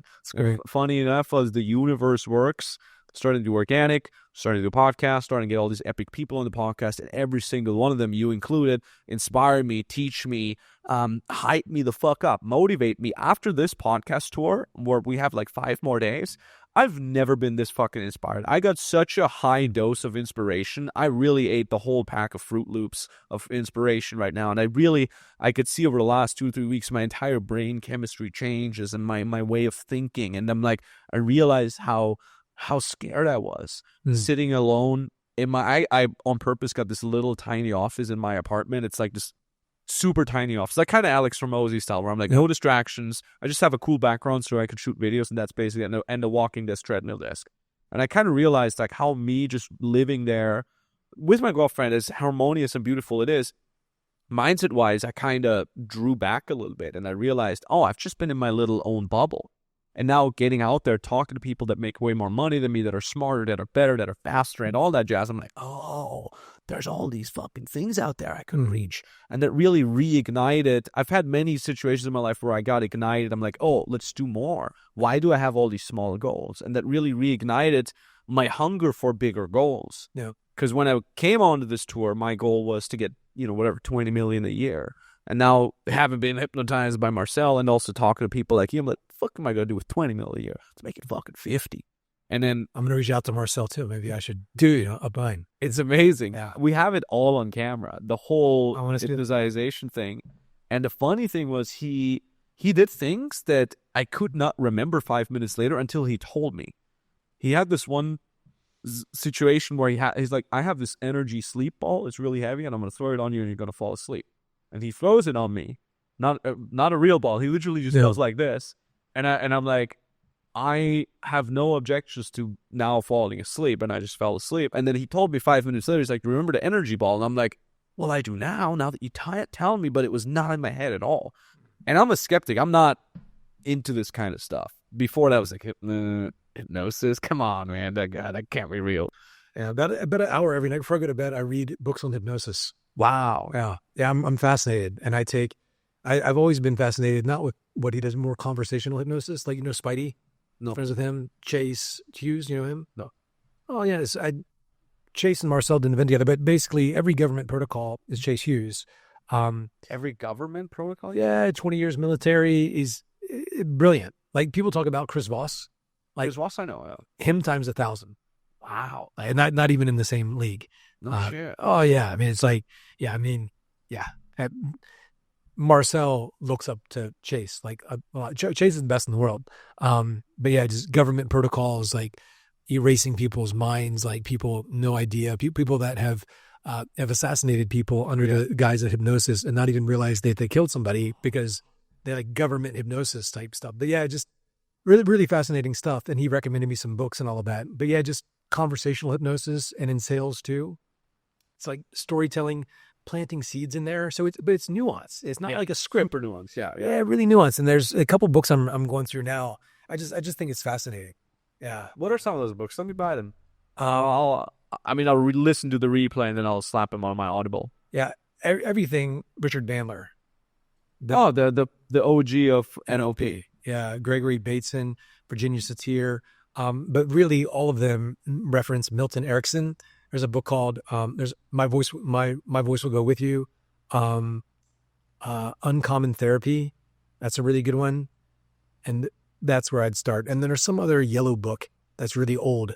That's I forget the name of it. And there's one that's like it's like medical procedures where they do like give people surgery without giving them drugs, but it's just hypnotizing them. Yeah, it's a big, thick red book. It's like $100 on Amazon, but it's interesting. And it's like, it's medical hypnosis, and it's literally the exact scripts that they've hypnotized people on and then give them surgery without drugs or anesthesia. Fuck. But these are the exact scripts, and they're transcripts of that process. And so, I mean, it's fascinating. Yeah. Why do you think this is not more mainstream? I don't know. It's becoming more mainstream. Yeah. I think. I mean, in my world, at least. Yeah. That's good. Yeah. It's just, I think, and I mean, even like mindset, even I mean, all this stuff. But even when Tony's got 15, 20,000 people in a room, people need to be hypnotized. Storytelling, watching a movie, these are all forms of hypnosis. But just like directing a movie, there's like watching a movie, easy. There's directing a movie, hard. There's being hypnotized, easy. Learning about it, more effort. So, and it's abstract. So there's, it's just not going to be a big thing. But if you're into marketing and sales and influence and your social media and all of that, or you want to put thoughts and ideas into your audience, it's positive to know. Helpful ideas. But yeah. What book do you think is the best for marketing, hypnosis on marketing, social media, and so on and so forth? Just I'll start with that. I just got a book. I don't know if it's good, but I know this guy's good. As I read his stuff. He was in The Secret, Joe Vitale. Okay. It's called Hypnotic Writing. Okay. And I heard it's really good. Sounds sexy. I'll yeah. that. But yeah, I mean, it's interesting because I work for Tony, and all of us, there was a bunch of dudes, and we all liked girls, and we were studying NLP, and there was one guy that we all studied, and this is who I studied, and this is where I learned all the construct of language. A guy named Ross Jeffries. Do you know him? Yeah. He's the like OG of dating, yeah. Yeah. He's probably the best he's one of the best in the world with language and presuppositions and hypnotic language. And he's got like, you go online, you can find old transcripts, and some of it's hokey and all of that.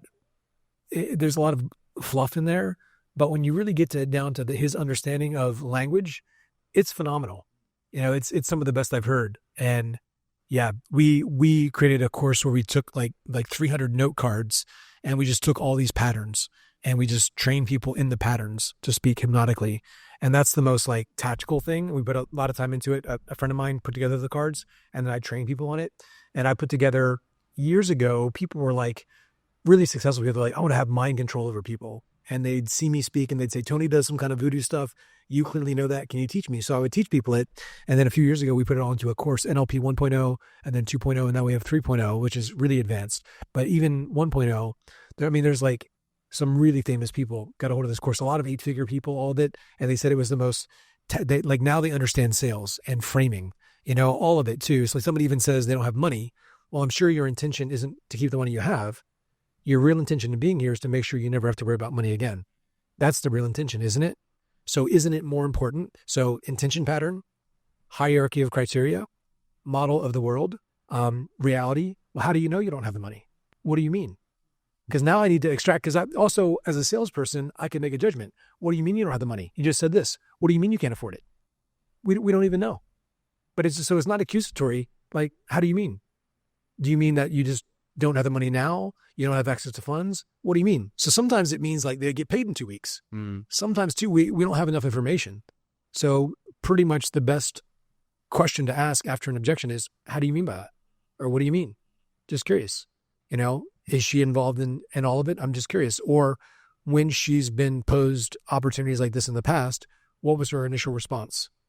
Now, because, well, let me ask, do you actually want to do this? Because I can help you like have that conversation with her now, and maybe we can role play it. Yeah.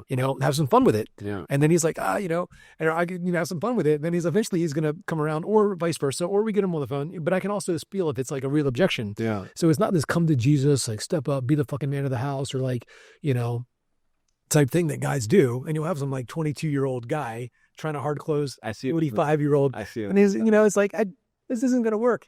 And people are like, well, I don't know if I want to do it. It's like, I run things by my wife. He's like, well, if your kid was dying, then would you need to? And like, the guy's like, my kid's not dying. I'm talking about buying a $4,000 e-com product. What are you talking about? He's like, this has got to be life or death, bro. Like, and the guy's like, what the fuck are you talking about? My favorite one is when like, Jeff Bezos, you think he would hesitate like this? And I'm like, okay, dude, but it's nothing to do with this guy, right? Yeah, it's like, this people say the dumbest things, and it's like this whole, high ticket remote closer thing is blown up. It just, a lot of these guys are lacking social skills too, and then they're isolated at home being a remote closer.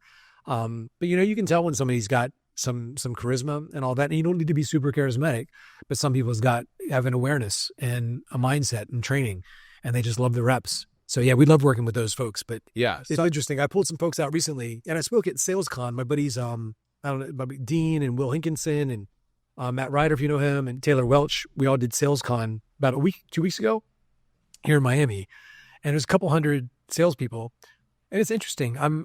we're going to do a follow-up class because people coming up to me like 25-year-old kids, and some of them making 20, 30 grand a month, but you can tell they feel really lost, and so I'm going to do, we're coming out with like a sales mindset program. And we teach there's 4 levels of influence, how you influence yourself, how you influence one-to-one. So level 1 influence is influencing you. Yeah. The beliefs and values and the congruency, that's your power. And then in this, my capacity, regardless of the words of the script they offer, my capacity could be influential. It's a transference of energy. I got to transfer, but I can't give you certainty unless I have it. And so how do we build the foundation around certainty within yourself? Level 2 influence is this. Level 3 influence is one-to-many, indoctrinating a group. Level 4 influence is what we call legendary influence, where I put my beliefs and values that's strong in me into people and process. Like Steve Jobs, been gone for like 13 years now. Company's actually more successful under Tim Cook, but his highest value, Steve Jobs' highest value, was innovation. And so he put innovation into people and process. Now, even though he's been dead for 13 years or whatever, Apple's still the most innovative company because he put his values into people and process. So if you're a company owner, how do you think organizationally, creating a culture, beliefs and values into process so you can remove yourself from the company, you can sell the company, you can take a vacation for the company, and it doesn't fall apart. And it's actually stronger without you, like Steve Jobs, because of the integration of beliefs and values in process. Yeah. It's in the ethos of the company. But we say the height of the pinnacle determined by the strength of the foundation. A 2-story building has a different foundation than a 50-story building.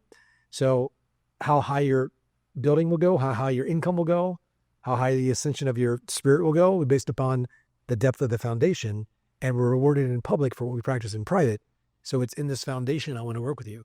And so we're going to have a whole program, people's beliefs, their values, and just really not like a Tony Robbins type, Date with Destiny mindset type program.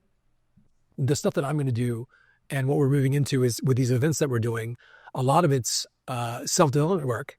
But just like with the foundation of what, say, Owen does a lot of this work, and Julian, like the programs that they had, but it was around pickup, really, about being a good human. But ours is like a specific foundational process to become a person of influence and make money. Like I'm like, look, as a person of influence, I want you to get the date, to get the fancy table. Like somebody says no, you talk your way out of the parking ticket. Like you're that guy. Yeah. But it's a heavy mindset around being influential in the game of sales and business, because this can be measured.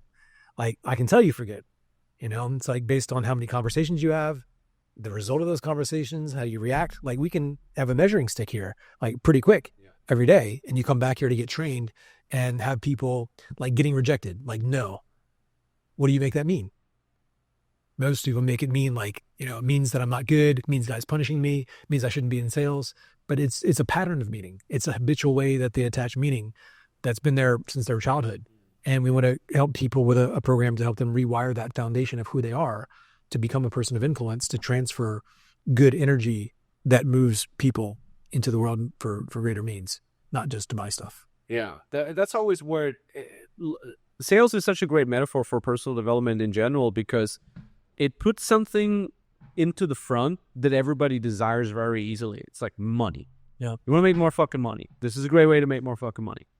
And then it forces people to do all the other things to even get to the point where you can make a lot of money, to work on your mindset, to work on your social skills, to work on your charisma, to work on all these things. Sales, like dating and like fitness, is what I consider an entry-level drug, so to speak, to the higher personal development drug. For me, as in the beginning of my early 20s, if someone would have come up to me and said, like, do you want to work on yourself and become more charismatic and more social? I'm like, look, I don't care. I would be like, just give me my fucking video games and my beer and I'll have a good time. But then I'm like, I'm lonely. I really want to have a girlfriend and want to be good with girls. So if someone comes up to me and says, like, do you want to learn the tricks, talk to a girl and have her give you her number? Do you want to be attractive to other girls? I'm like, fuck yeah, that's one. Like, I want to get the girlfriend. I want to be the guy who's good with girls. It's such a copywriting secret calls it the reptile brain, right? It's such a thing that a reptile brain responds like, more money, I like this. More girls, I like this. And then you get sucked in, and then it's like, you know what actually would also help you with the girls? If you go to the gym, if you eat healthy, Have you ever heard of Eckhart Tolle, The Power of Now? If you learn how to meditate, it helps you with girls. So you start doing all these fucking things for that one reptile brain goal. And so it's exactly the same with sales, right? I got salespeople that come in, work in a company, they're doing well. You know, they're making their sales, they're getting 35, 40% closing rate on cold traffic, which is, by the way, pretty sick. We do sift people out in the setter call beforehand, so it's not completely the first call, but still, you know. And then those guys, all of a sudden, they start taking ice baths. They have a fucking morning routine. They start journaling. They didn't do any of that before. But once you really got them hooked on that reptile brain goal of like, oh, this is going to make you a little bit more money. This maybe increases your closing rate from 0.5%, which, you know, per year means an extra so and so much. And I think, you know, like that's a really cool way to quote unquote sucker people in, especially young people who may not have the discipline yet to do these things. They might not know the true value of these habits long term yet. But when you dangle the carrot in front of them and say, this is going to make you more money, they fucking do it. And then you see these guys hit 30, 31, 32, and their life is just in order. These guys are in shape. They're great to talk to. They know what they want. They got beautiful partners. Their whole fucking life has changed. But it's a process over 5 to 10 years where they really hone in on these habits. And I think that's really fucking beautiful. And I've talked on this podcast to many people with sales background, fitness background, dating background. They all have that one thing in common. There was one fucking thing that spoke to their lower self, to their reptile brain, that got them suckered in. And then it just kept building and building and building. No. And that's so fucking cool about coaching, about helping people, because you can see this over just years. And it never ceases to amaze you. It's probably the same with you, too. You probably have thousands of clients that you've worked with over the past, and you're like, here's another guy or girl that is absolutely crushing it. And I remember when they came in, they knew fucking nothing, you know? Yeah. So that's really fucking cool. That just really always keeps one going, you know? Yeah, it was amazing. I have so many, like when I did the first event with Taylor, there was guys that were just getting the coaching, like 21 years old, got them their first sales rep. I was their first sales coach. Now some of them doing like $800,000-900,000 a month, you know, in their mid-20s. Yeah, it's crazy.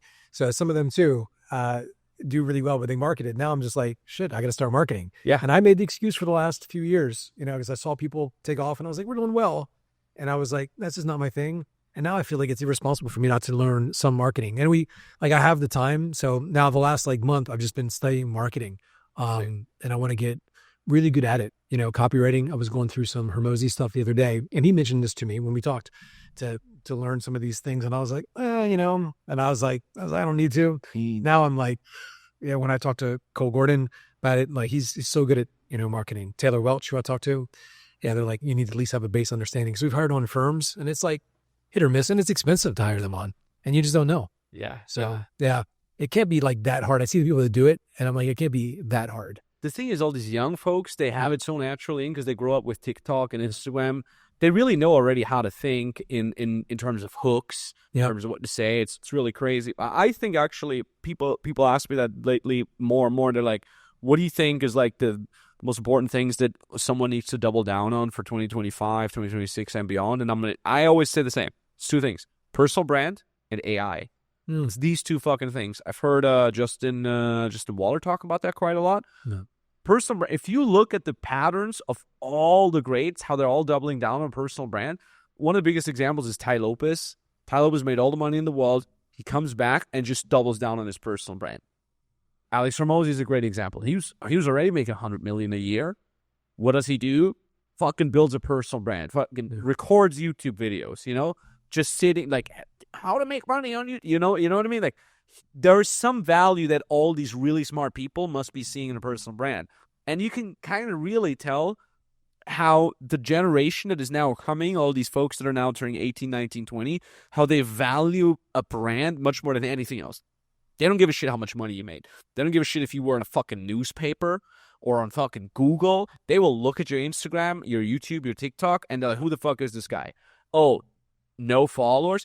What the hell? Or no Instagram account? What is wrong? What are they trying to hide? So the generation that comes after me, they value that thing so fucking highly. So if you don't have a personal brand, you're not building a personal brand right now, you're going to be so behind. And it's going to be exponential, which meaning which means you're behind right now. Next year, you're going to be behind even more so. And the year behind, after that, even more so, and so on and so forth. I realize the power of personal brand right now when I get to hang out with everyone. Like, you probably wouldn't have said yes if I would be a nobody. Hey, Eli, can I talk to you? You'd be like, I'm busy. Like, what? Can I invite you for fucking sushi for $90 and ask questions for 2 hours? Nobody says yes to that. But then they see, well, a podcast. Well, a guy got an Instagram account with 200,000 followers. Well, he knows this guy and that guy and that guy, and they've been collaborating. Fuck yeah, I'll do it. And then the second thing is AI. I've spoken to Chris Deagle the other day. I had him on the podcast. His entire offer is how to understand AI. And I see it in my own company. Funniest thing ever.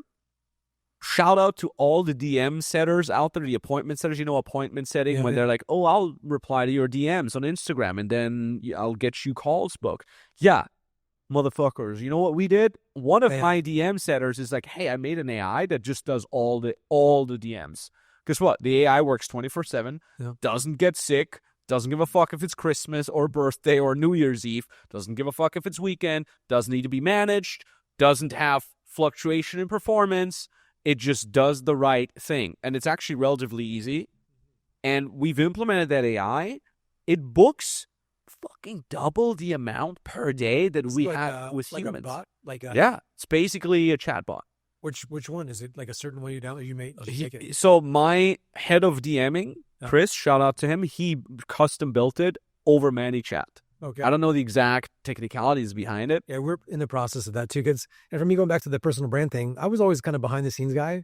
And Tony offered for me to take over parts. I spoke at Tony's first virtual event, 25,000 people. I did the sales pitch, not because of me, but the sales pitch did over 10 million in an hour. And, so it was just a whole different animal. But I was behind the scenes guy, and I'm just now, I'll be 47 soon. So I'm kind of like, what do I want to do with this? And I know everybody. Like, there's nobody who's super famous in industry that doesn't know me personally. Yeah. But the market isn't like. But I never really wanted to be like kind of the front of the guy out there, the personal brand. But now I've had to work on my own psychology. Be like, might as well do it. Because it's there for me, and it'd be easier for me. I mean, I have 20 years experience, and I have 9 figures in sales. So I've personally sold more than most entire companies. Not selling through a funnel, like face to face, sold 9 figures. And so insane. It's more reps than most entire, huge companies. I mean, it's like, if you think about it, an 8-figure a year business, I have 10 times. I was gonna say personally their sales. 9 figures in personal sales. Like, you're kind of sweeping it under the rug right now, just to re-emphasize. And when I speak at an event and there's like 1,000 people in the audience, I'm like, I have more sales than just about like this whole room combined. Most, you know what I mean? I've been doing it a long time. Then I was with the top brand, and so certain things were my favorite, but it's just a lot of reps. I did 2 seminars a day for over 10 years, going to companies, and there too, I was talking to mostly salespeople that knew I was there to sell them, and they didn't want to be sold. And so I never had a warm audience. Now it's weird when I get on stage and people are like, they're happy to see me. Yeah. Because I never, people are like, oh, I got bad leads. Like and when you speak to a company, the top people aren't there. The people with money aren't there. It's the bottom of the barrel people. Yeah. And I got to get all their money, 4 days of their life, flight, hotel, all of that. And it's a hard sell right on the spot, every day. And so you got to be really good. Otherwise you don't eat. It's a 100% commission job. And so you just train this thing like nonstop. And so that was our gig. But now I'm like, why not? It's like, let's try this out. So I'm doing more podcasts. We're doing a lot more social, and I'm, social, all that. I've never really took it seriously, but now, like, even because I can speak, and I mean, I can speak for days, but there's a science to hook and story and like a visual hook and an auditory hook, and having that initially, but then doing more long form content. I saw my chiropractor the other day, and we were just talking, and then he like binged all my content. He's like, oh man, you just do these long things. And he's like, I'm obsessed with you. And this guy is awesome. I tried to book with this chiropractor. It took me a year before I could get in. He's that booked up. He works with like Shaquille O'Neal, like, famous people, and Phil Heath, the bodybuilder guy. And we became instant friends. And this guy, he's like, you got to do this. So he's got like a pretty big following himself. Yeah.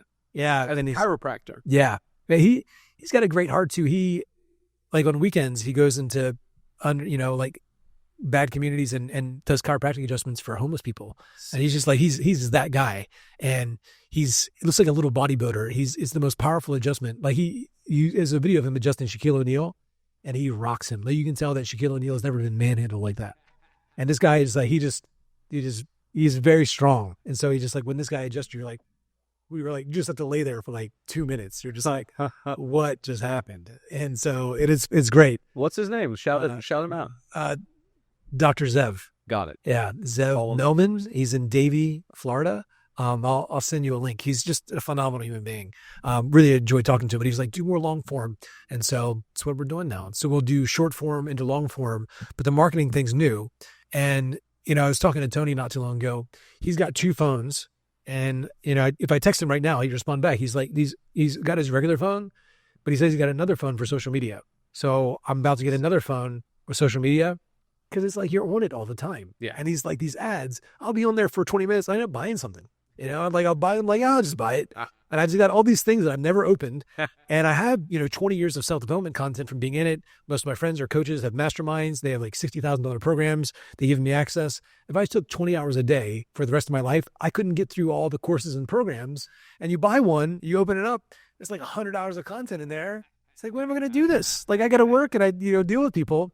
And it's like, even if you did an hour a day in a program, and some things are so good, you need to watch it 2 or 3 times, even if you're really smart. Yeah. Because it's like a technical thing and it's like ads or copy or something. It's like, you don't just watch it. You have to spend some time there and then do it and then go back and change some things. Yeah. And that's like 1 hour video. It takes you 4 hours to get. And there's like 200 more and you got 20 other programs. Yeah. Yeah. It's like, it's just so much.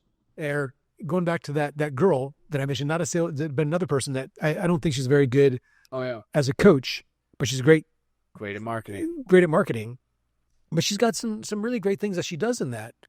She just doesn't have the experience. So she'll figure that out, but really good at the front end stuff. And I was like, I've not done any of that. Like if you saw the 2 of us, you'd be like, she's 1,000 times better than me, but she would even say that I'm better than her. I just have more reps and a long thing. But from the front, she's talking about these big things and the editing is there. I'm just like, I would rather buy her thing. If I saw this side to side, I would just be like, I'm going with her. Yeah. But if you got into the course, it would be you would end up buying my program just because it's like, it actually helps people. Yeah. And so we went really heavy on, the delivery and I think that's it's a good investment for us because, even Hermosi talks about product. And when people come to us, like a client, I was just breaking down, do you know Jeremy Miner? Don't think so. Top sales organization out there. Like he's you said Jeremy Miner? Yeah. Oh, I heard Jim Miner. Yeah, I know Jeremy Miner. I follow him. I love his stuff. So he would have no business. He was pretty much retired because he had tried it and I had his course and all of that. And I was coaching Matt Ryder and the Snipers. And then I connected those guys. Otherwise, Jeremy would have this whole NOPQ and all these people. It's so annoying because I get sales calls and it's like words that I've known for a long time that I learned with him. But, I was already like, we had thousands of people go to my course, but I made the connection because I do really think he's that talented. We've been coaching him one-on-one for a couple of years now. Sick. So he's got sales stuff, but we coach him one-to-one to many because he wanted to get better at, platform closing, his keynotes. But I do think he's unbelievably talented and he's so meticulous with every tonality, every frame. And so we do that for him line by line, like he does with the sales and tonality. We give him that kind of feedback for a stage presentation. And so his last talk, he technically closed 100% of the room, but not everybody got approved for financing. So he's 71%. But he's just brilliant. And I just we did like a JV together, like a 50-50 thing. And then I kind of wish I'd worked myself in like a residual 10% for life because he's done really well, but he's put in the work and I think he's brilliant. He's been great to work with. So inside of our inner circle mastermind, I was just breaking down for them the frames that I taught them. I was like, would you like to see somebody other than me actually doing it from stage and closing, doing all the stuff I do? Here's somebody. I'm like, first time I saw it, like, here's what he's about to say. Here's what he's about to say. Like, do you see the syntax? And so we have people, inside of my course, we have worksheets. Like whether it's Tony Robbins, I can see any of these people that we've trained, or even like people, really famous people. I won't mention everybody's name, but like I can tell like what's happening next. And I can show them inside of our course, like, do you see the framework? Yeah. Like they're about to ask this question. They're about to do a D-frame. They're about to do a softener. They're about to do what we call a bounce. Like I was really struggling. And I don't know if anybody's ever told you that you're not good enough or that you couldn't, but there I was. So I'm pulling you into my story. I'm like, they're about to do this. Like it's all stuff that we've been training for a while. And a lot of it's stuff, Tony was my one-on-one coach. So it's stuff that I saw him do. And I wasn't really into NLP originally, but then once I met other people that were in NLP, they'd see me present and they're like, you're doing NLP. I was like, I don't even know. And so they were like, but I would watch Tony back, this is like 2005, 2006, and you weren't supposed to record everything as before smartphones. So I would take literally a big fat tape recorder into these events and I'd record, and I would go home and I would transcribe by hand, like type up everything out of his mouth. And it would take me hours. I mean, it's thousands of hours transcribing and just typing and listening. And I would take a pink highlighter and I'd look for patterns, like the questions. When Tony speaks, especially at the beginning of a chunk or a seminar, about 60% of what comes out of his mouth are questions. He's just asking questions. And that's how he's putting people in a trance. He's opening them up. He's creating relatability. Have you ever wondered, is this all there is? We've all wondered that, haven't they? Or maybe somebody said this to you or this to you, and you began to wonder. And that's why you do this, isn't it? Just question. And I just realized it's just all these questions that open people up. And then we started to create like frameworks where people could install these, like just forklift in these patterns and frames in the beginning of chunks or leading into decision-based content or getting micro commitments. It just frames and agreements over and over again. It's like time, money, pre-frame. What every sales course and every coach out there has failed to mention is what I'm about to share with you. Let's hear it. And so this is a frame. I'm just going to, so listen to it. So I could say, I have this really good thing I'm going to teach you, and I could just teach it to you. But before I teach it to you, I could frame it. We call this POV, which is perception of value. And a lot of people have valuable stuff, but it's not framed appropriately. Some people have like dog shit content, but it's framed really well. And you're like, I want that thing. But here's an example of one. What every other sales program has failed to mention is what I'm about to share with you. Now, the reason nobody else shares this is because one, they don't know it, or two, they know it, but they don't want you to know it. And that's why you keep on coming back, and that's why you feel lost. Look, this literally took me 10 years to figure out, and over $100,000 in my own money. However, I know you cannot survive without it, so I just want to give it to you now. So, COO statement, we call this category of one. Every other has failed to mention, and nobody else. So that means you can't get this anywhere else. The category of one. And then I give you the reason why. And then I attach time and money to it. And then I attach reciprocity to it. I want to give it to you now because I know you can't survive without it. So I did 5 things in like 12 seconds, and now you're hungry for that bit. And there's things that I'll teach in the audience. Like I build up to this moment, I tell a story, and I'm like, do you want me to tell you exactly what Tony Robbins said to me this day? If you're like, yeah. But they're so hungry for it. And then inside of this quote or this story, it's full of embedded commands, like telling people like how they need to be. And then they're just like, they're out of their mind. And I'm basically like yelling and screaming at them, like telling them not to be a bitch. And they got to do more. And they're like, yeah. And they're just like, they're fired up.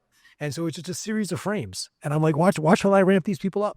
And then I'll show people like what all seminars do to get people into a buying state.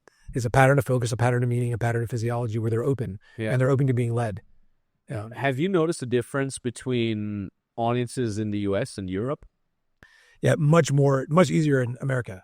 That's much. I feel too, yeah. America's buyers. Like, yeah, they love that. Yeah, it's crazy. I had a mentor over in London for a while, and he'd do his events, and he's really good. I mean, he would kill it here. He's older now. He doesn't really do much anymore. But he would do these events, and he would sell a lot of people. But I was like, man, like he had some tough audiences. Like these are tough. Classic European audiences. Yeah. I know. And it's like, not to be, this is gonna come off wrong. In America, there's not only people with more money that are more open to buy. It's like they're more sophisticated buyers.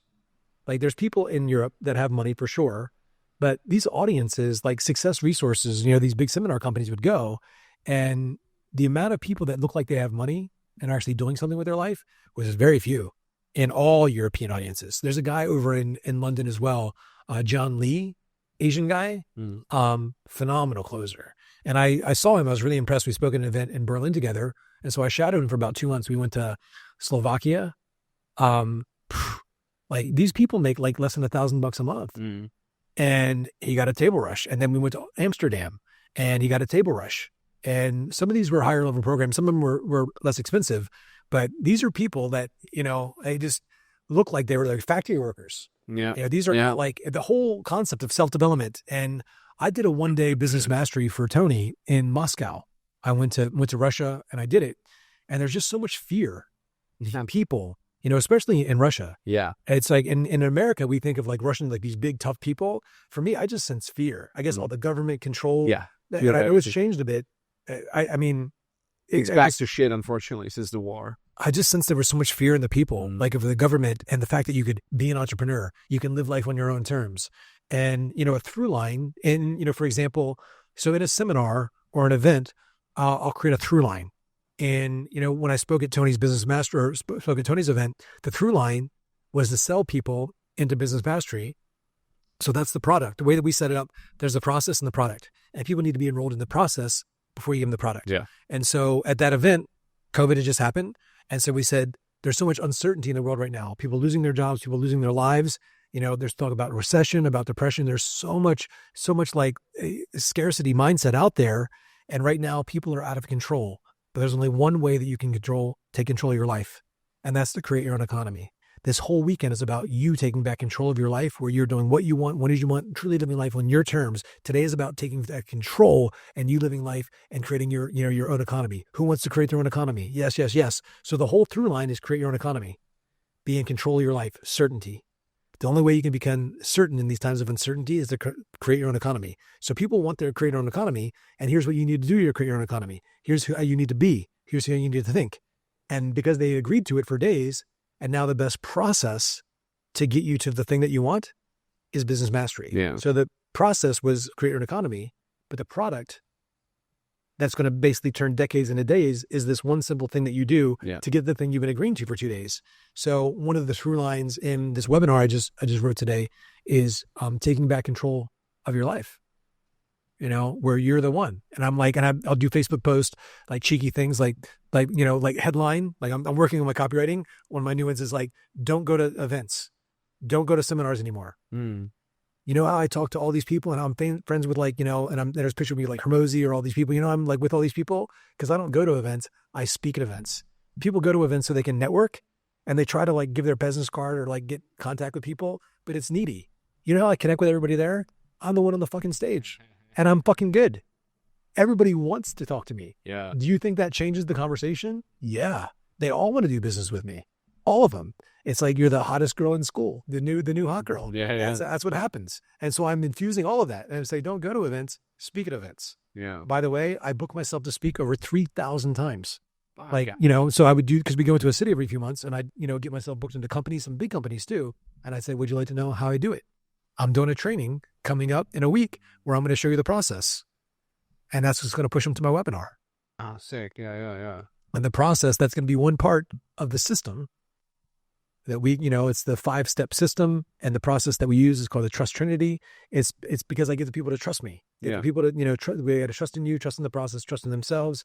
So that's going to be a training on that. And then at the end, we're going to sell them something. And then they're going to buy that thing, and then we're going to sell them the next thing, and so on. So, but it's a through line all throughout, Yeah. and it's going to link back to their identity. Yeah. So we're looking at it just from a self development perspective, but it's been really really fun for me to learn copywriting. Yeah, I was gonna say that I think social media for you is gonna be a fucking breeze because on one hand, it's still work though. For sure. Yeah. But on one hand, you got all the proof. That's the hard part. Yeah. To fucking make something out of yourself and then go on social media. As most people, they got the social media thing figured out because they're young and they grew up with it, but they don't have the proof to back it up. So you got all that already. Plus, long form for you clearly is zero problem. Yeah, some people are good marketers. There was some, about 3 months ago, there's a guy who's relatively, you can tell he's good at sales. Yeah. And he's got this whole, this new method and everything. And I was like, this sounds awesome. And I'm always a student. And this guy's maybe he's 27 or something like that. I was like, I'll check it out. And he had this free thing. And then you had bought some thing. I was like, I'll check it out. I went, it was word for word my stuff from 10 years ago.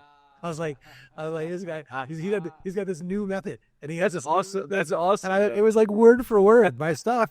And then there was some Cole Gordon stuff in there, some Jeremy Miner stuff, and some, but he basically just copy pasted, 5 people's things.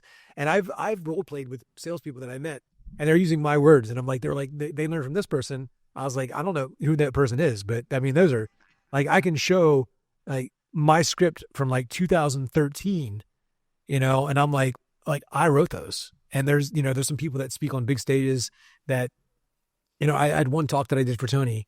Twice a day for years. I did the same talk 3,400 times. And other people have taken it, got the script that we helped write and have speak on big stages now. And I'm like, like, I wrote that, and there's some famous people too. I won't even mention their names, but yeah, imitation is the highest form of flattery. it's not they're imitating me. They just got a hold of a really well-written script, but the script that we wrote, Tony reviewed it. I mean, it was lethal. Yeah. It was a lethal script. But the thing is, and this is really something that the Ty Lopez is so good at, because that's exactly what happened to him. Yeah. All the people now that are doing business or social media, all the influencers from Jake Paul to Mr. Beast, all the way to people that are crushing it with their businesses now, they all learn from him. They all bought at some point one of his programs, whether it's 67 Steps or Black Belt or whatever it is. When that blew up, I spoke at his house a couple times, but I could walk there to his house. Oh, sick. So I lived in Beverly Hills for a long time. But And, what I was going to say, what he does is he takes that and just uses it as authority. He's like, oh, Mr. B, hey, because there's there's this new generation that doesn't know who the fuck Ty Lopez is, right? Because they weren't online in 2015, Me in My Garage or whatever it was. Yeah. So he's like, hey, you guys know Mr. Beast, right? Oh yeah, everybody knows Mr. Beast. Well, guess what? He used to be my client. Now he's making fucking millions. Oh, you guys know Jake Paul? Yeah, guess what? He used to be my client, and so on and so forth. So he just name drops all these people, which is actually really fucking genius. And what Ty does now, if you look between the lines, he was big in the B2C market with Here in My Garage, 67 Steps. So he sold just to consumers. Now, all of his most diehard fans are business owners like me who watched him absolutely dominate that market. And we're now in the B2C or B2B markets ourselves. And now we go to his masterminds. I paid $100,000 to be in his one-on-one program. Really? Yeah. Not because of the 67 Steps or anything like that, but because I know he sold this fucking thing to millions of people and he was crushing that, right? So if I'm in a similar market, I'm like, of course I want to learn from the guy that dominated, right? So now his market has shifted from selling something cheap to a lot of people is selling something really expensive to a few people. Right, there's people who are paying him. What's the price? I think $30,000 to have him on the podcast. I didn't pay that, just so you know. Because I was a student, I'm his client. So he's like, okay, I'll come on your fucking podcast. Yeah. So that's really fucking genius the way he does it. It's just like, well, let me now sell to all the people who watch me dominate. Yeah. Which is really genius if you think about it. But anyways, long form content for you. I mean, I've seen you speak. It's insane. Just film all your stuff, film all the speeches, slap them on YouTube. And then have your team or even AI make these little clips from it. We use Opus AI to make clips from my podcast episodes. Mm-hmm. You literally just feed it into Opus, and Opus just spits out reels. How many percent are good? You're like 30% are really good. The other ones are like a little But that's, and again, like the most important thing to know about AI is like, that's what it is today. Like today is the worst version of that you will ever have. Tomorrow it will be better. Like with each iteration, it will get better. So I actually think while it's 30 right now, 30% of good stuff, end of this quarter, it will be 50%.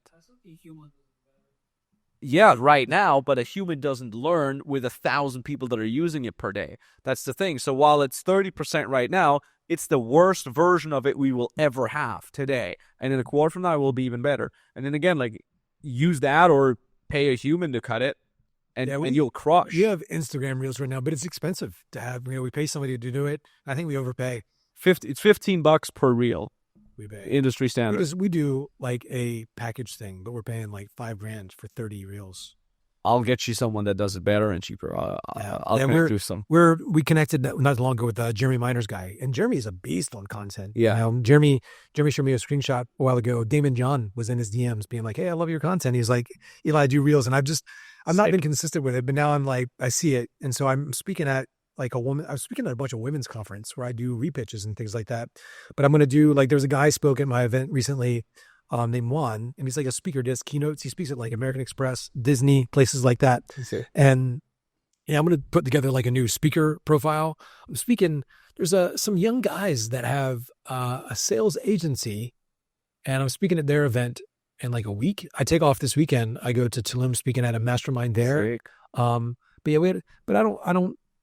We film stuff. I don't even share the films. I don't share reels. I have so much, and we just didn't share anything. Put it out there, man. Yeah. That's the next thing. I've just been lazy with it and just been like, it doesn't matter. But yeah, I see people that are hustling, doing that thing, and they're blowing up, and they're like, they're just, they've done it for like a couple of years, and they're good, but they're not like, Like I said, I think you're gonna blow up in 6 to 12 months, easy. Yeah, I was like, I'm all in. Like I quit drinking a few months ago, and so now I'm like getting my sleep relatively dialed. Yeah. Working out, all of that. I did. It's just this week I started doing Pilates.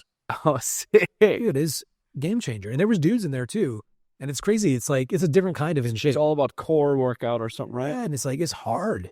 Like you're shaking, like your whole body is like shaking, and it's your nervous system too, and your balance because you're on one leg or on something like that. It was hard, man. I didn't like some yoga classes, like lifting some heavy weights or whatever is a thing. But man, some of these things, like little muscles in there, I was crazy sore. Like my whole body was. The next day, I had to take a bath, did hot tub. Yeah, it was great. So yeah, that getting my diet back when I start to cleanse as soon as I get back. Gonna do 10 days, just like veggies, shakes, things like that. Sick. Yeah, I'm gonna take the next like 6 months and just dial this down. Dial it in. Yeah, I did this thing a couple months ago called Biocybernaut. It's like a brain training. I heard Tony mention that he did it a few years ago, and Tony, like he's so busy. I was at an event with Tony, where it's like his like time management program, and he broke down like one of his days.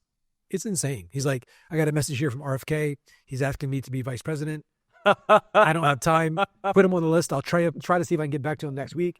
Like Trump, Obama, like, like these are like, oh, this guy owes me $100 million or $75 million. I should probably put that to my top 3 like priorities, like to ask him for that back. Like just his day to day is insane. Oh my God. I was gonna ask you that. Glad to bring it up. And Tony, he did this thing. So it's 7 days, like 14 hours a day, in a dark room by yourself, looking at a screen with electrodes hooked to your brain, and you're getting direct feedback, learning how to communicate with your brainwaves. Wow, it's done by a doctor. It was an amazing experience. And since then, like even having like a diet soda, I put nothing in my body. Like I was vaping before that, drinking like a gallon of diet soda every day, like not working out, eating bad food. But you just don't. My brain feels so good. Yeah, I don't want to do anything. I could probably sleep a little bit more. But it's just like your brain just feels so good.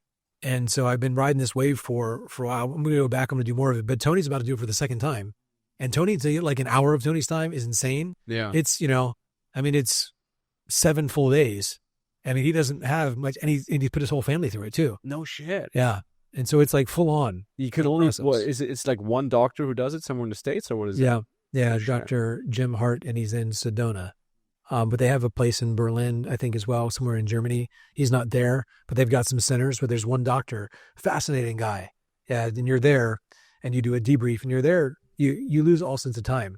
You're there till sometimes 3 a.m. Oh, you're there. You're just talking about it. You're like in a vortex, and your brains just love that on a different level. Yeah, it's about accessing your brain, your alpha brain waves, and it's like there's a state of like manifestation. There's a state of like. It sounds a little woo-woo. It's like the God state or whatever, where you can create stuff and you access this, and it's measured, and they measure you back your brainwaves, and you learn how to change, how to get into that state better and better and better. Fuck. No. What time is it? It's 9:15. How long have we been talking? Holy shit. I don't want to steal too much of your time. We've been talking to 150, 50? Fuck out of here, man. That is so insane. It's funny because that's probably why. I remember when I used to do a lot of public speaking with RSD, I used to have out-of-body experiences on stage all the fucking time. It was so weird. I would just talk and talk and talk. And you know our RSD stuff. It was unplanned. I had zero scripts. So I would just go on stage, start taking questions, and then at some question I would feel like a physical hook. It's like my brain is on a hook, and then I would just go on that question for 3 hours. And then every time, like after 2.5, 3 hours, I would be zoomed out behind the back of my head. I would see the top of my head as I'm speaking to these people.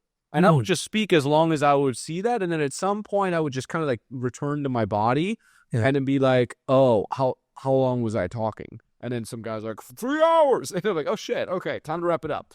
Buy my shit. Bye. That's how we would do it. Oh. And I think that's also the power of podcasts. Like I would have not thought we've just been talking for almost 2 hours. Time flies. Yeah, Time fucking flies, man. It's a good thing. Eli, how can people find you? How can they find your stuff? How can I get in touch with you? Wildinfluence.com is our website. And if you go to wildsales.com, it's a lead magnet there, but they have, it's a breakdown of me doing a talk where I replaced Hermosi this year, and I did the repitch, and I pulled $1 million out of the audience that had already been sold. And I do a breakdown of it. So that'd be a good place. And we're, after they log into that, we'll have a series of emails where we go into, like, for group influence, even like a podcast or whatever, how you can begin to think about how you influence a group of people. There's like 6 objections in an audience. And the way that we filter through that is our process called the trust trinity. Getting people to trust in you, through your story and your style, trust in themselves, where you build and destroy beliefs. And then, trust in, it's this whole thing around trust, process and product, but also building belief and changing belief inside of people through your communication. So, log into that. They can just go to wildinfluence.com is the easiest place, and they'll have all of our lead magnets and free stuff. Sick. And your Instagram account as well, if they want to DM you? Or do you Eli Wild_sales. Boom. Check him out, folks. It's been so sick to have you on. You're a fucking legend, man. Thank you for your time. Nice, buddy. OMG. So this Eli guy just literally walks in, becomes one of the best salespeople in the world, works with Tony Robbins and all that, and it's all there up for grabs. This world is there for you for the taking. It's never been easier to start a business, automate a business, and just build this awesome lifestyle where you can travel the world, make good money, buy your girlfriend a diamond ring, support your family, send your mom and dad on a vacation. And there's actually one new thing that has just come up and emerged over the last couple of months, and that is AI. So what I've actually done over the last couple of months is I've built a system of different AIs that allow you to start, build, grow, automate an entire coaching business 80% done for you by AI. I've been using this myself for my own company. I've also been testing this for my active high-ticket clients, and the results are absolutely insane. It's never been easier to get your first clients, build a household brand, get a ton of clients come to you, make good money, 80% completely automated by AI. If you want to know more on how exactly that works, get started with us, book a call. The call is entirely for free. There's no pressure. You can ask all the questions on how that works, on what type of brand you should start, what type of business, what type of niche you could start, how to get your first clients. We literally tell you all of this entirely for free on the call over at maxtornow.com/call. Or if you're looking down the description, there's the same link there. Hop on a call with us. Let's get you started. It's never been easier, and talk soon.